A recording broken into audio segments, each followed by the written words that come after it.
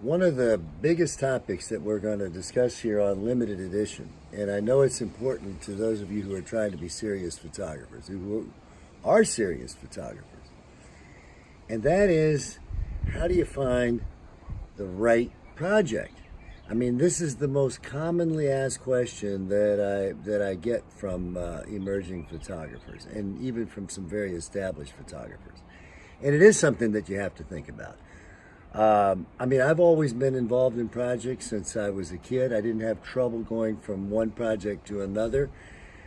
And I don't know why that is, but I was blessed and I didn't have to struggle looking for projects.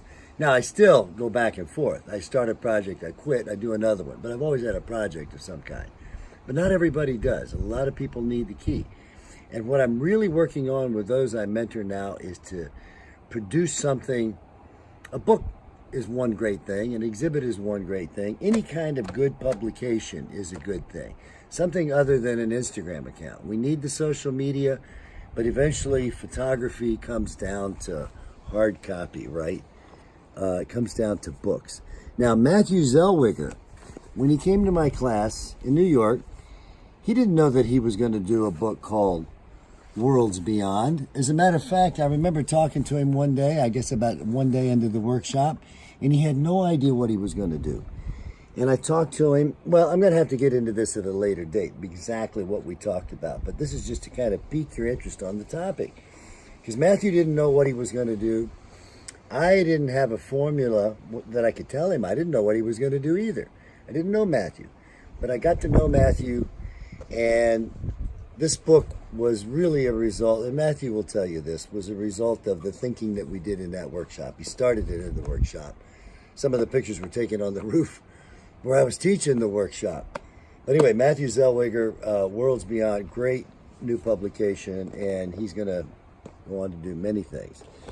Tanya Hauerzerl, she also didn't know what she was going to do. She was in my online mentoring group, and she didn't know what she was going to do. She certainly didn't know that she was going to be dressing up a la Cindy Sherman and working in photo booths in Tokyo and using haikus as her captions. And this turned out to be the most brilliant project. And a day before she had this brilliant project, she didn't have anything. So again, a conversation, an evolution in thinking. It's really interesting, and I'm going to discuss this a lot with you guys because it's really, really important. And then I do these all the time. In my classes, we're now producing hard copy for most of the classes.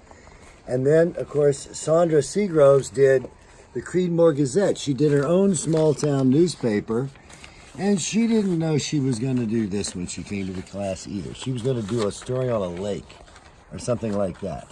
And now she's created her own small-town newspaper in a small town that needs a newspaper. They don't even have a newspaper like this. But anyway, it looks like it belongs there, right? So that's one brilliant project.